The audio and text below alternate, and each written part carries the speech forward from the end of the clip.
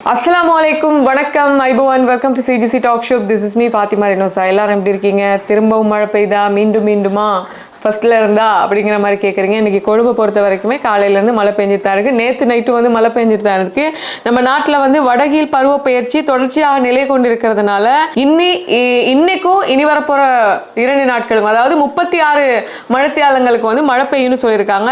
அதிகமாக மழை பெய்யறதுனால விக்டோரியா, ரந்தனிகல, ரந்தம்பே நீர்த்தேக்கங்கள் வான்கதவுகள் வந்து திறக்கப்பட்டிருக்கு. மழை அதிகமாக இருக்கிறதுனால மகாவலி கங்கையும் வந்து பெருக்கெடுக்கக்கூடிய அபாயங்களும் வந்து காணப்படுது. அது அடுத்த 48 மணித்தியாலங்களுக்குள்ள இந்த மழை வந்து பெஞ்சிட்டு இருக்கு இல்லையா, இதனால மகாவலி கங்கைக்கு அண்மையில் இருக்கக்கூடிய தாழ்வான பிரதேசங்களுக்கும் ஆபத்து இருக்குன்னு சொல்றாங்க.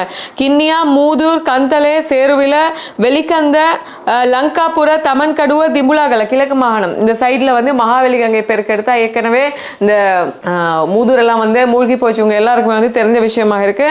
அதனால கொஞ்சம் சேஃபா இருந்துக்கோங்கன்னு சொல்றாங்க. இதுக்கு இடையில இன்னொரு விஷயம் என்னன்னா, மத்திய மலை நாட்டிற்கு மண் சரிவு சிவப்பு எச்சரிக்கையை வந்து கொடுத்திருக்காங்க. பாதுகாப்பான இடங்களுக்கு போங்கன்றாங்க. அதுல வந்து மண் சரிவு அபாய எச்சரிக்கைகளை கொடுக்கறாங்க இல்லையா, இதுல 3 நிலையான எச்சரிக்கை இருக்கு.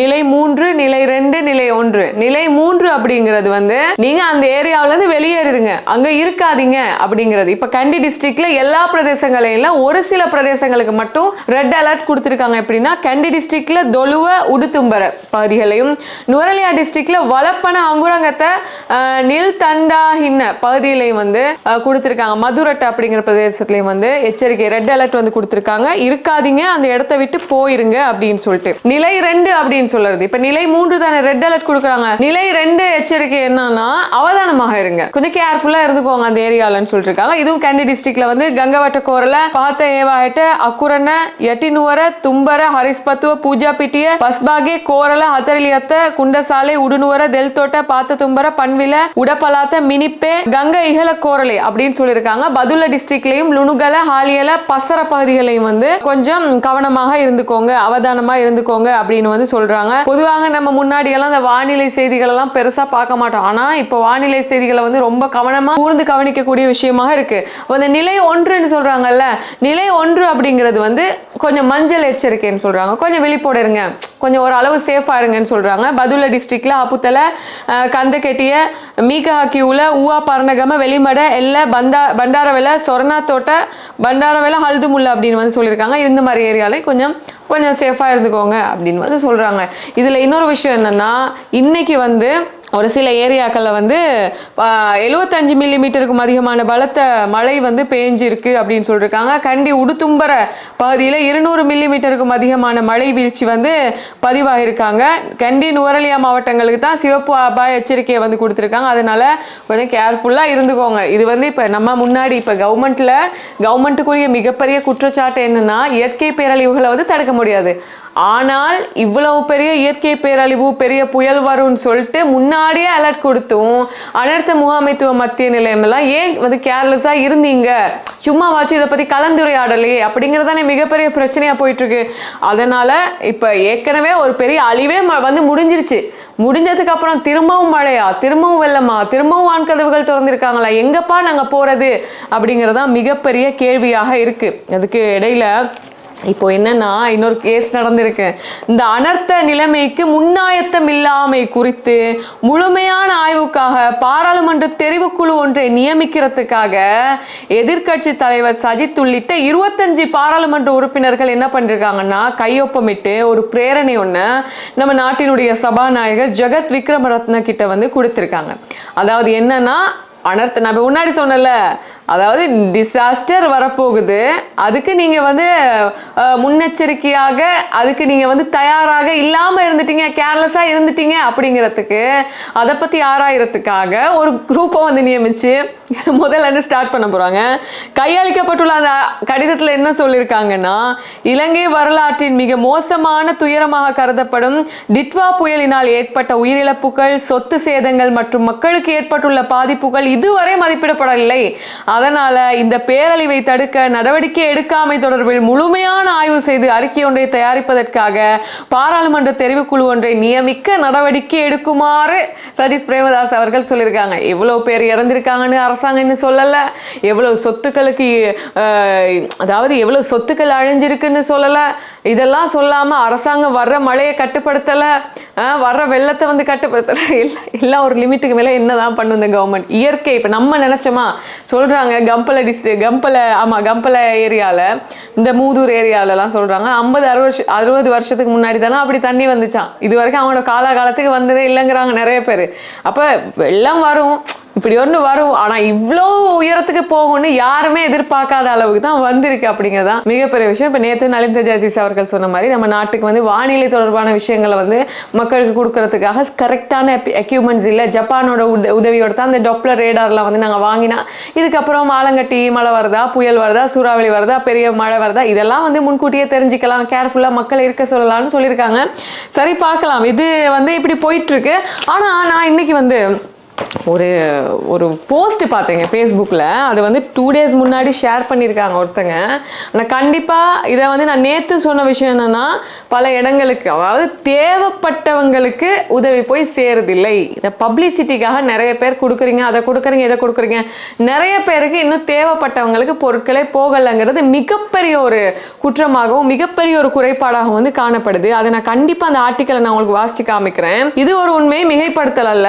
மலையகத்தில் மக்கள் இன்னும் மண் சரிவு, தொடரும் மழை, வெட்டுப்பட்ட சாலைகள், இணைப்பு இல்லாத பகுதிகள் என்பவற்றோடு போராடி கொண்டிருக்கிறார்கள். ஆனால் இந்த கடுமையான நேரத்தில் நிவாரணம் வருகிறது, ஆனால் செல்வது சரியான இடத்துக்கு அல்ல.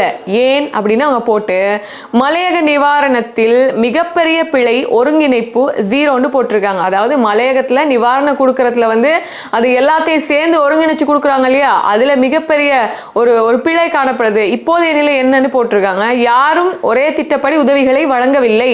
ஒரே குடும்பம் 2 தடவை உதவி பெறுகிறது. மற்றொரு குடும்பம் 3 நாட்களாக ஒரு உலர்ந்த உணவும் கிடைக்காமல் காத்திருக்கிறது. இது எங்கு போகிறது என்பதை யாருக்குமே தெரியவில்லை. சில உணவுப் பொருட்கள் வருதா, எங்கால போகுதுன்னே தெரியாதாமா.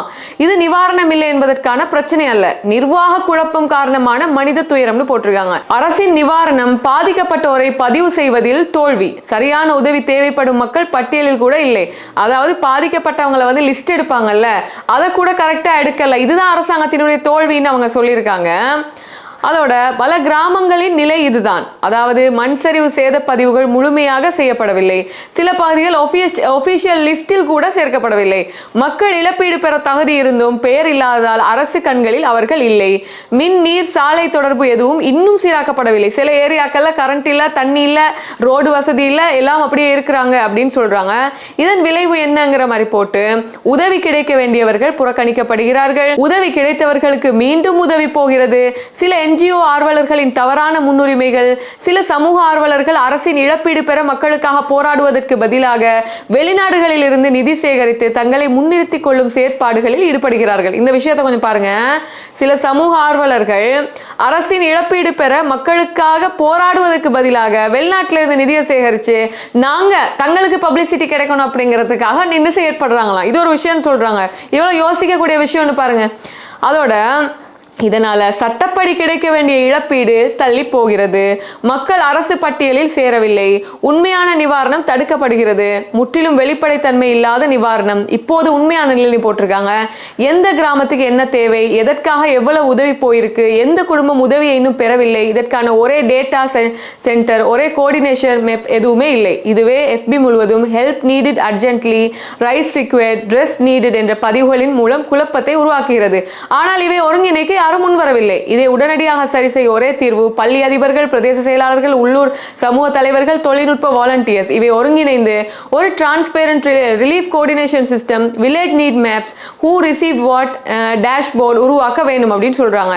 இப்படி ஒரு மையப்படுத்தப்பட்ட பதிவு இருந்தால் மீண்டும் மீண்டும் ஒரே இடத்தில் உதவி செய்வது தவிர்க்கப்படும். உண்மையில் பாதிக்கப்பட்டவர்களுக்கு சரியான நேரத்தில் உதவி போகும். நிவாரண குழப்பம் முற்றிலும் குறையும். இந்த நிலை இப்படியே தொடர்ந்தால் மலையக மக்கள் பட்டியலில் கூட சேராமல், இழப்பீடு பெற முடியாமல், உதவி இல்லாமல் ஒரு ஆபத்தான மனிதாபிமானமற்ற நிலைக்கு தள்ளப்படுவார்கள். இது வெறும் நிர்வாக குறை இல்ல, மனித உயிர்களின் பாதுகாப்பு பிரச்சனை. ஒரு வேண்டுகோள், மலையகத்தின் பெரிய தலைவர்கள், அமைப்புகள், ஆர்வலர்கள் இப்போது வெளிப்படைத்தன்மையை உருவாக்க வேண்டும். உதவிகளை சரியான இடத்தில் சேர்ப்பது சீரிய பொறுப்பு. நான் கொடுத்தேன் என்று கூறுவது நோக்கமல்ல. உண்மையில் உதவி கிடைக்க வேண்டியவர்கள் உயிர் பிழைப்பதே நோக்கம்னு போட்டிருக்காங்க. இதை நீங்க கொஞ்சம் ஆழமா நீங்க யோசிச்சு பாருங்க. பப்ளிசிட்டிக்காக சில ஹெல்ப் பண்றாங்க, சேர வேண்டியவங்களுக்கு போகுதில்லை. இப்போ மலையக பக்கத்துல கொடுக்குற உதவிகளுக்கு என்ன பிரச்சனைனா, சில பேர் ரோட் கிட்டே வந்து நிக்கிறாங்களா, நிறைய அந்த சோஷியல் இன்ஃப்ளூயன்சர் போறாங்க தானே, அவங்க என்ன பண்றாங்கன்னா, இப்போ உயரமான ஒரு இடத்துல இருக்காங்க ஆட்கள்னு வச்சுக்கோங்களேன், இப்போ நிவாரணம் கொடுக்க ஆட்கள் வராங்கன்னு கீழே போய் நிக்கிறாங்க, மேல உள்ளவங்களுக்கு அது கொடுபடுதில்லை அப்படிங்கிற ஒரு பிரச்சனை. மற்றது அரசாங்கம் வந்து சில பேரோட லிஸ்ட்டை கூட போட்டதுக்கு கிடையாது. நேற்று யாரும் கீழே கமெண்ட் பண்ணியிருந்தீங்க, உங்க வீட்டில் வெள்ளம் இருக்காண்டு கிராம அதிகாரி கேட்டாங்களா, ஜிஎஸ் கேட்டாங்களா, போட்டோ எடுத்து காமிங்கன்னு கேட்டாங்களா. அதுல இன்னொருத்தர் வந்து போட்டிருந்தாங்க என்னன்னா, வெள்ள டைம்ல மொபைல் வந்து ஏதோ தண்ணிக்குள்ள விழுந்துருச்சான், அதுக்கப்புறம் வெள்ளம் வந்து மொபைல்லாம் செஞ்சதுக்கு அப்புறம் வெள்ளம் தண்ணியும் வத்தி போயிருச்சான்.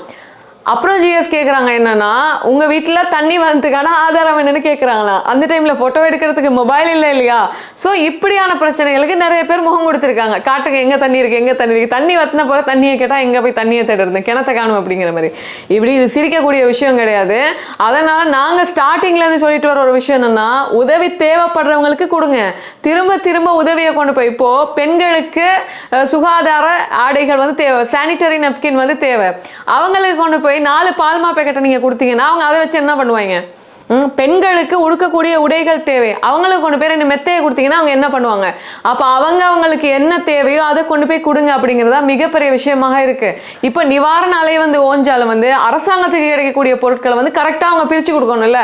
அதுலேயும் வந்து சில விஷயங்கள் இதுவரைக்கும், இப்போ நேற்று நிறைய பேர் கமெண்ட் பண்ணியிருக்கீங்க, இதுவரைக்கும் ₹1 கூட எங்களுக்கு கிடைக்கல. போய் கமெண்ட்ஸை பாருங்க, நேற்று வீடியோக்கு கீழே ₹1 கூட எங்களுக்கு கிடைக்கல, ஒரு பொருட்கள் கூட எங்களுக்கு கிடைக்கலன்னு போட்டிருக்கீங்க. நிஜமா பாதிக்கப்பட்டவங்க நிறைய பேர் இருக்காங்க. ஏன்னா கேட்க மாட்டாங்க. ஏன்னா கேட்கறது இப்போ நல்லா 3 வேளை சாப்பிட்டு நல்லா இருக்கிறவங்க எல்லாருமே, நல்லா இருந்தவங்களுக்கு தான் இப்படி விஷயம் வந்திருக்கு. இந்த மாதிரியான ஒரு அனர்த்தம் ஏற்பட்டு இப்படி நிலைமைக்கு ஆயிருக்காங்க. எல்லாமே அவங்களுக்கு ஒரு சுய கௌரவத்தோட வாழ்ந்தவங்க தான். இப்போ போயிட்டு எனக்கு வந்து நீங்க அதை கொடுக்கல இதை கொடுக்கல அவங்களும் கேட்க மாட்டாங்க. அதனால அரசாங்கத்துக்கு வந்து ஸ்ட்ரிக்டா ஒரு விஷயத்த வந்து சொல்லிக்கணும் என்னன்னா, நிஜமா உங்க ஏரியாவில் இப்போ அதிபர்கள், பிரதேச செயலாளர்கள், கிராம நிலதாரிகள் இவங்கெல்லாம் கூப்பிட்டு வச்சு போய் பார்க்க சொல்லுங்க, உதவியாளர்கள் அனுப்ப சொல்லுங்க, யார் பாதிக்கப்பட்டிருக்காங்க யார் பாதிக்கப்படலன்னு சொல்லுங்க. இப்போ மலையாளத்துல இப்போ இவங்க சொன்ன மாதிரி நிறைய இடத்துல இன்னும் கரண்ட் இல்லை, நிறைய இடத்துல தண்ணி இல்லை, நிறைய இடத்துல நெட்வொர்க் பிரச்சனை, நிறைய இடத்துல வந்து ரோடு பிரச்சனை. இப்போ இன்னும் ஆட்கள் இருந்துட்டு தான் இருக்காங்க. நான் இன்னும் ஒரு வீடியோ பார்த்தேன், மலைய பகுதியில் தான் ஒரு ஏரியா ஃபுல்லாக மண் சரிவு ஏற்பட்டிருக்கு. ஒரு நாய்க்குட்டி உட்காந்துட்டு குறைச்சிட்டே இருக்கான். கடந்த 28ஆம் தேதியிலேருந்து அந்த இடத்த பார்த்து குறைச்சிட்டே இருக்கான். ஒரு வீட்டில் ஏதோ 4 பேர் இருந்தாங்களாமா, 2 பேரோட உடல்களை எடுத்துட்டாங்களாம், மற்றவங்கள வந்து உடல்களை எடுக்கலையாம், மண்ணுக்குள்ள புதஞ்சி போயிருக்கு போல.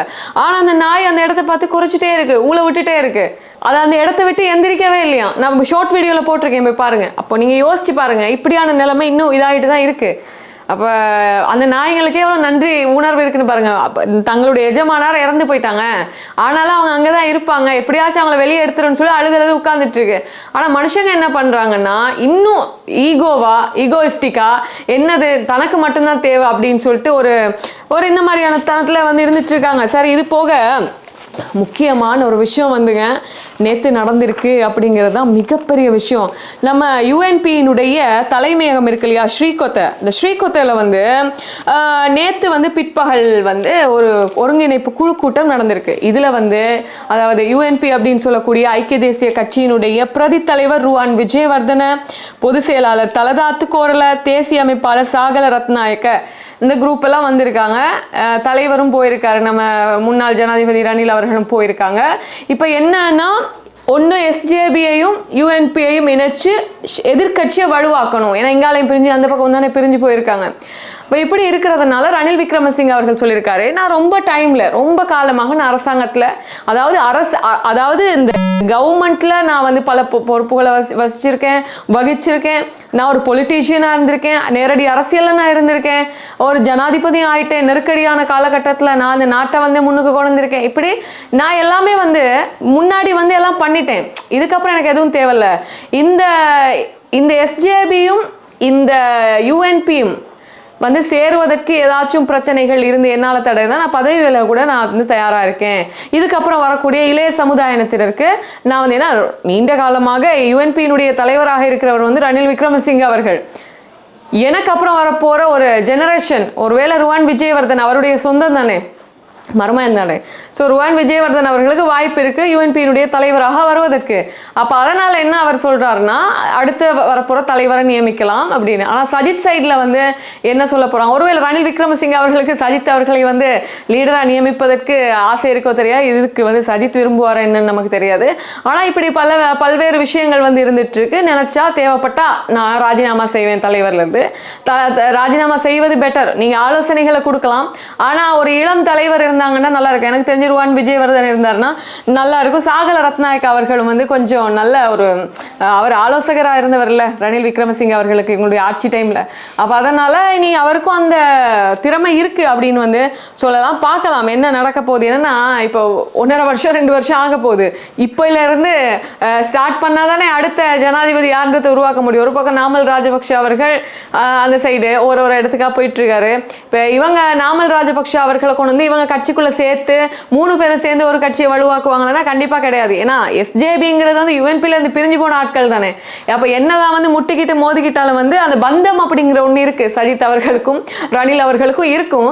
ஆனாலும் என்ன நடக்கும்னு தெரியல, பார்க்கலாம் என்ன நடக்குது அப்படின்னு சொல்லிட்டு இப்படி ஒரு விஷயம். அதோட இன்னைக்கு போலீஸ் ஊடக பேச்சாளர் எஃப்யூ உட்லர் வந்து ஊடக சந்திப்பை கூட்டி சொல்லியிருக்காங்க. இந்த சும்மா உள்ளவங்கெல்லாம் என்ன பண்ணுறாங்கன்னா அந்த 119க்கு கோல் அடிக்கிறது தான். 119க்கு கோல் அடிக்கும் பொழுது நிஜமா உதவி தேவைப்படுறவங்களுக்கு வந்து ஒன்றும் நடக்கிறது இல்லை. அதனால போலியாக தகவல்களை வந்து நீங்கள் 119க்கு கால் பண்ணி நீங்கள் சொன்னீங்கன்னா அவங்களுக்கு எதிராக நாங்கள் சட்ட நடவடிக்கை எடுப்போம்னு சொல்லியிருக்காங்க. அரசு உத்தியோகத்தர் ஒருவருக்கு தெரிஞ்சே பொய்யான தகவல்களை வழங்குவது இலங்கை தண்டனை சட்ட கோவையின் கீழ் தண்டனைக்குரிய சட்டம் அப்படின்னு சொல்லியிருக்காங்க. சரி, இப்போ நீங்கள் இப்போ ஒரு பெண்கள் தொடர்பான பிரச்சனையாக இருந்தால் நீங்கள் வந்து 119க்காக கால் பண்ணணும், இல்லை சிறுவர்கள் தொடர்பான பிரச்சனையாக இருந்தால் நீங்கள் 119க்காக கால் பண்ணணும் அப்படிங்கிற பல விஷயங்கள் வந்து இருக்கு இல்லையா.